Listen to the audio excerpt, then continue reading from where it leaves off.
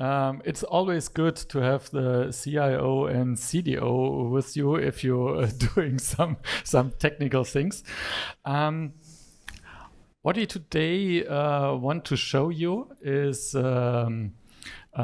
two use cases we have along with us. The one is digital files. How do we crawl digital files and go along? Or how we could cope with a lot of different kind of contracts. That means in about 10 minutes, we need you to choose, and we need you to prompt to a certain extent to get through it. So just switch to the next. The short introduction is who we are, what is L-Bank. It's a special kind of bank, and what we have with us, the two use cases. Let us start. We are located in Baden-Württemberg. The correct name is Staatsbank Baden-Württemberg. We are owned by the ministry, by the land Baden-Württemberg, and our purpose is to support economy, local authorities, and people of the state Baden-Württemberg. That means we promote startups. We have different financial programs for supporting startups, product and energy saving measures. The second is we support the municipality in Baden-Württemberg, especially in infrastructure projects. We support you if you're a citizen of Baden-Württemberg, if you want to own your own property. And last but not least, we support with parental allowance. If you have a baby, want to stay home, then you get support by the state, as well as some campaigns for environmental and climate protection. On the next slide, only the bottom is important. The head office is located in Karlsruhe. We have a second office in Stuttgart. We have around about 1,500 employees located in Karlsruhe and Stuttgart. And we have in the funding year 23 around about 99,900 residential units. So, what have we in our basket? That somehow we work today. It's based on a lot of paper. That is what we want to come to. That means clean desk, everything in files, and on the journey we have built some use cases. We want to introduce now what we have with us. The one thing is digital files reloaded, what means to cope with unstructured data, to prepare management summaries and dependencies. Our files, our credit files, are around 1,000 pages. We have 19 kilometers of files in our cellars. That means approximately 700,000 files to cope with. And if you look for something, and if you want to compare these files, it's a great challenge. That means we try to build a full text AI in a vector database. That's the one thing we brought. And the other thing is contracts and more. That means structured documents, the comparison of documents. If you cope with legal documents, you want to know what is different from version A to version B. And the history tracking is important, and as well the management summaries, what's standing in it, how can I summarize a data or a contract of 10, 50 or 100 pages to one management summary. So let's start at choice and choose what should we start with. Are you more interested in digital files and how we cope with that? Or should we start with contracts and more? Vote now. You are for the left thing. Okay, who is for the left? Well, that means 1, 2, 3, 4. Oh, 1, 2, 3, 4. Okay, who is for the right? Less. Okay, if it's okay for you, for the right people, if it is okay for you, we start with the left thing, D files, and Nino, maybe you can give some more details what we see now, or what we need the audience for. Yeah, sure. So, hello, my name is Nino Messaoud. I'm the CIO of the bank, expert in starting notebooks. And so what we had a couple of challenges simply due to the fact that notebooks of banks are heavily protected. And if you try to connect with the Wi-Fi of this hotel, for example, it simply doesn't work. So that's the reason why we have used the hotspot of the mobile device, which means it's a little bit slower, but most important, it's working. So starting with files, so while I'm firing up a little bit of background information what we did. As a bank, banks are highly regulated in Germany. And highly means really highly. So if you compare that to other countries in Europe, then believe me, this is hell. And if you have a look, for example, to Italy, to France, Spain, whatever you name it, once you are approved for that country, then you are approved for that country. Due to the regulations of Germany, when you are approved to Germany, you are approved to Europe. So which shows a little bit where we are coming from. So we have built a sandbox, and due to regulations, we cannot simply take a mainframe or a PC or whatever and simply connect it to whatsoever type of AI and simply use it. It simply doesn't work like this. So what we did is we have built a sandbox which is completely isolated in the cellar, where a very high protected connection from this computer to the sandbox, and that's it. So it's not only encrypted, it's not only IP protected, it's not only a tunnel, it's really high protected, because it's the only way how we can work with it and demonstrate you guys what we did.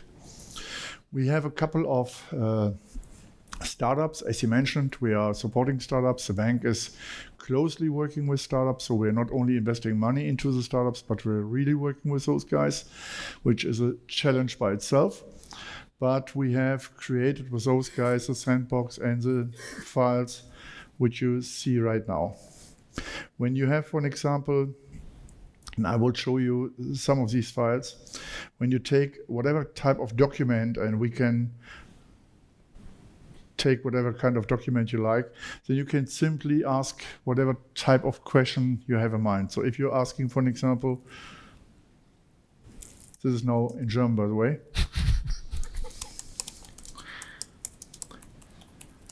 Who is not able to read German or to understand German? Only one? Sorry. So the question is simply, what type of document is it? Okay, what's inside the document? So what's happening now? There are two LLMs and one SLM. Is anybody aware what is an LLM and SLM, and what is the difference between that? Okay. Is that a yes or a no? You have to put the question clearly. Okay. We have two Llama LLMs in use. Okay, so it's based on open source. We have trained those LLMs due to the documents what we have in the bank, which took only a couple of weeks, which was pretty fast. And what is important for banks is that you are not only able to analyze a document, but also that you are able to show what is the heritage of an information. Okay, so it's not only scanning the document, but it's showing why is it like this? And so this is now a short management summary, and we made tests with documents, average size is 1,000 pages and more, completely unstructured data, which means there's text as well as, for an example, building plans.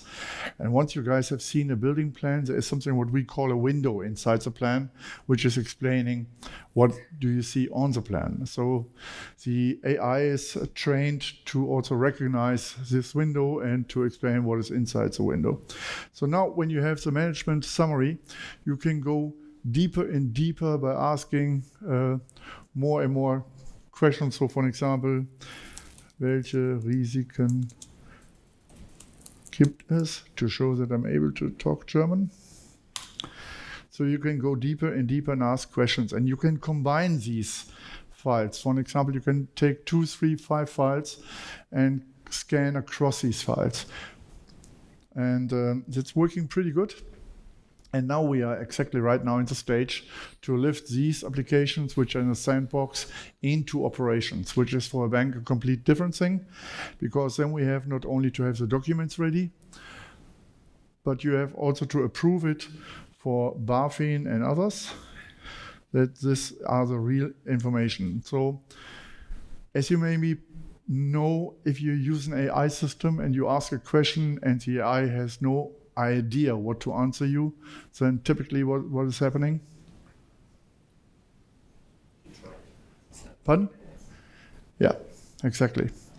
And to avoid this, we are checking answers against previous answers. So we are checking also documents against changed documents. And that's happening in a database which is called a vectorized database, simply due to the size and to the speed. And so you can now go deeper and deeper. You can ask questions, whatever type of questions you have in mind. And as a bank, we have to ensure a couple of things. A, the AI is not able to make a decision. Think about the idea you want to have a loan. You're going online to the bank of your choice, and you're talking to the AI, and the AI tells you you are the wrong client. Simply due to data. If you go to a bank, to the salesperson of your trust, and this guy knows you 30 years, and he probably knows that you had last month an accident, and the month before your dog died, and I don't know what happened. Probably he will give you the loan simply due to the personal relation. An AI is not interested in a personal relation. So that's one of the reasons why AI is not allowed to make a decision. It can give a recommendation, but not allowed to make a decision. So for banks, it's pretty tough to decide for what use cases do banks want to use AI. So that is scanning large files and working with large files. What's interesting as well is who of you guys had heard about DORA? Okay. So, what is DORA? Oh, cool. How many pages has a DORA? It's funny, the original document has a little bit more than 100, and then they're coming, I don't know what, 1 million attachments. So what's happening is that each bank has something which is called SFO, which is called schriftlich fixierte Ordnung, or what is that in English? Written fixed order? Governance documents. Yeah. So it's tons of documents, okay? So what's happening when you take DORA, you have to check if your documents are compliant with DORA. And to do that, there are different ways. So one point is, for an example, that the AI is scanning all documents. And that's exactly what's happening. So green means it's fine. Orange means not so fine. And what's happening is that all these hundreds of files are checked against the DORA requirements, and it's not only stating what is green or what is not green, but it's also stating what is written in the DORA, what is written in your SFO, and you can then generate a summary of it, and the AI will tell you what you have to do to solve this. By the way, this is not approved by BaFin or something like that. yet. But if you can't use AI for that, then honestly, I don't know for what you want to use it. So that's another use case the bank has generated to make life a little bit easier.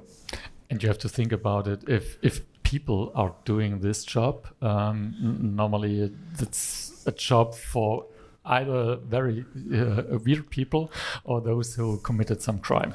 That's our thousands and thousands of documents, and that's pretty impossible to scroll it through. And to give you an example, for the L Bank, with hundreds of documents in the SFO, comparing to DORA, this took 7 hours. And after 7 hours, we had the first results. And now you have to prove if the results are right. So that's a tough job then afterwards, because don't trust the AI blindly. So it's another case.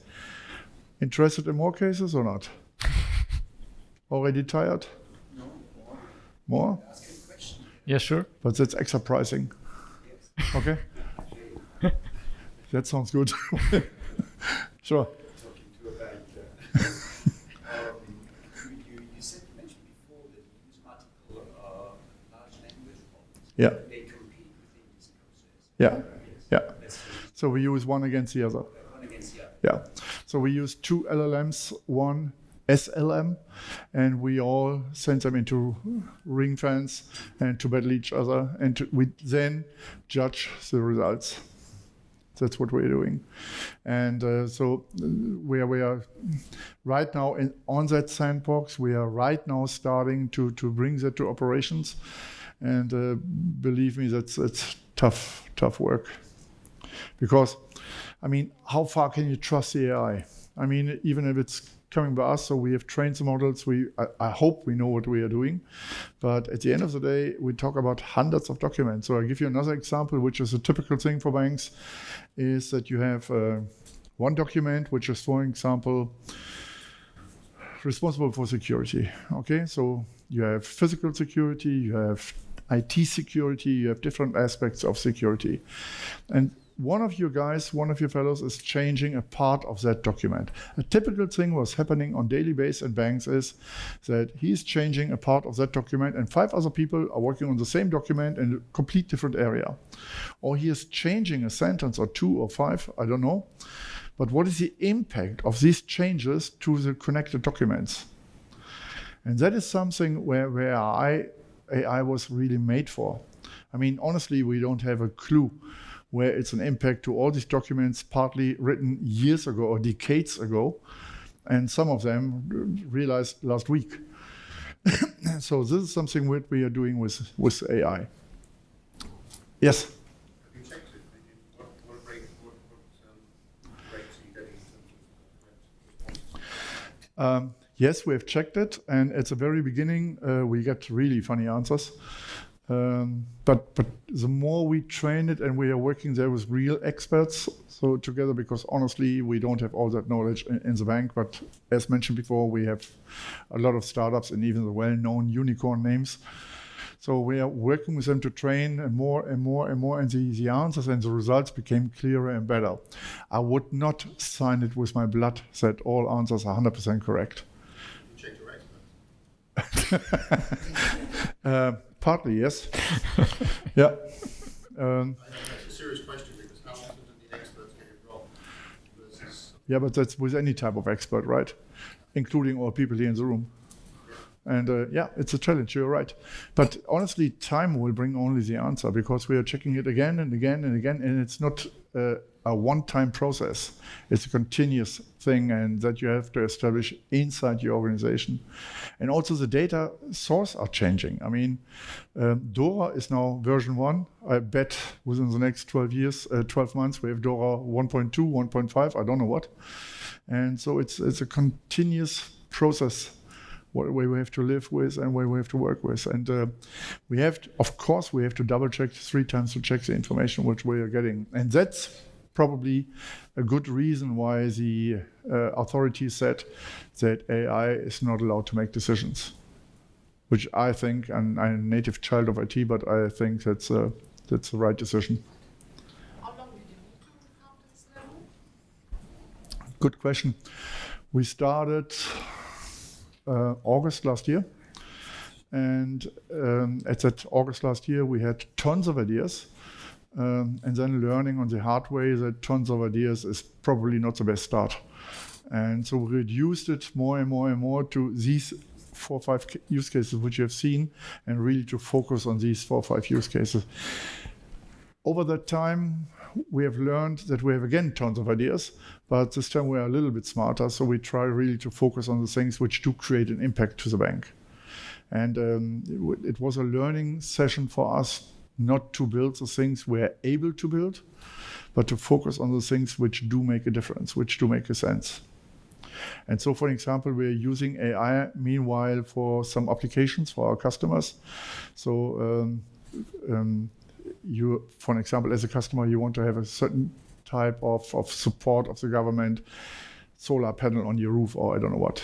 And if you give that standard application form to a standard user, then I promise you sometimes these application forms are,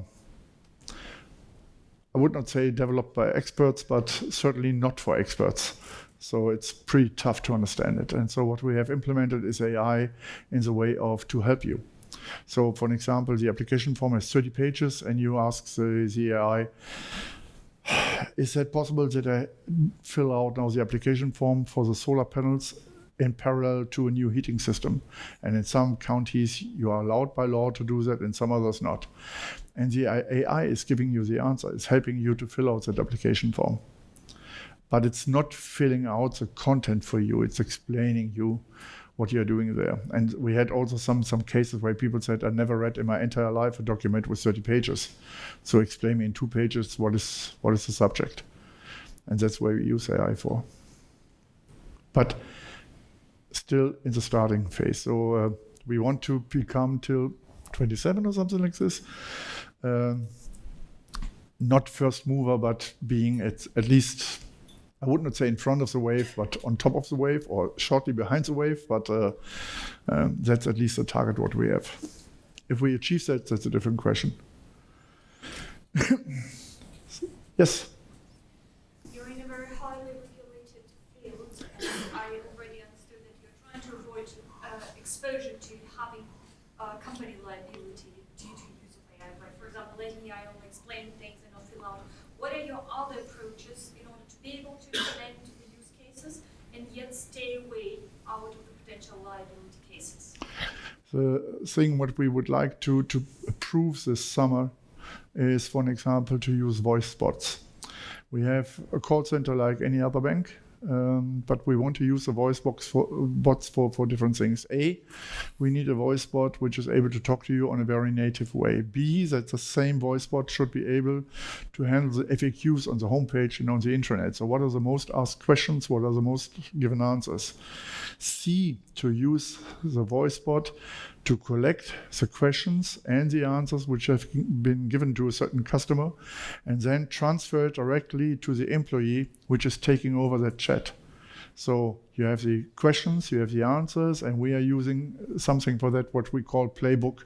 So we're taking all the information exchange directly on 2 screens so the employee sees what has been asked, what are the given answers. So to continue, not to repeat questions again. So that's another use case what we want to start in June. And the best ideas are honestly coming from the employees or from the customers. So ask employees what are the really most weird jobs what they have. And you get really answers you never had on your screen. And I did once the same with customers. And asking customers, hey, what's really the highest hurdle to cooperate? Then you get the answers where you can think about the next use cases. Was that the answer to the question? Almost. I think it was a perfect match. So, well, to be honest, not really, but the question was liability, and you explained the bot. Yeah. Sorry for that. Next question. I'm the one for that. Maybe, you mentioned the trained model, but I'm guessing is that more like fine-tuning on top of the LLM? Yes. Not retraining a new model? No. No, yeah, fine-tuning. And also, how did you generate training and test data? Oh, this we did with our startup together because it took really weeks. And honestly, I was not each day there or watching it over the entire period of time, but they did the job with some people of our side, and they did it together, but it took weeks. Yeah, and also I don't know how expensive was it. It can be really expensive for training a new model. The good thing is if you own that startup. Makes life really far easier. And for them, honestly, it was also a training. I've been, they did something similar now for the healthcare industry. And so based on the things what we have worked out over the time. So it was learning for both sides. And yes, I agree, it could cost tons of money. Yeah. Me too.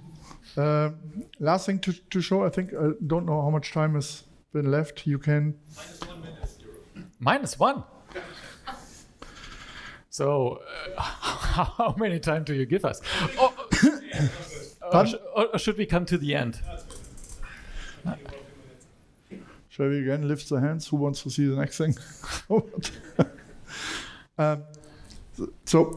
What we also did is that we made scans and bring documents together. So not only one document, but to take a couple of documents. And therefore we have now, that is one program that is called Wohnraum für Geflüchtete. Then we have a Risiko or risk document and a file which is from a customer. This is not a real customer, so you can take pictures as long as you want, but it's not a real customer. And then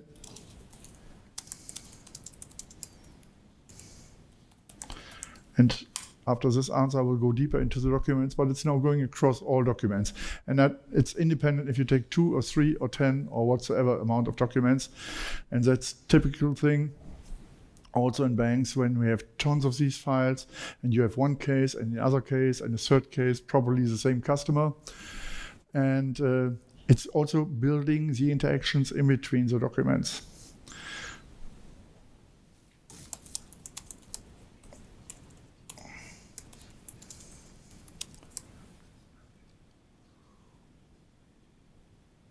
Faster than it was typing. Well, cool. No, let's go over the next document. Nee, das war die Antwort auf die erste Frage. Ja. Und da müsste ich jetzt dann, glaube ich, das ist nur die Wiederholung. Now, before this, until the results are coming, maybe you are wondering why the CHR is just standing besides. What this means for transformation or change within your own people, that's another story. The good thing about HR and IT in our company is that we really work together. Not only standing aside and helping him to type, but we are really doing organizational change together. And that is a good combination to have cultural and digital change just in the same direction. So who wants to buy it?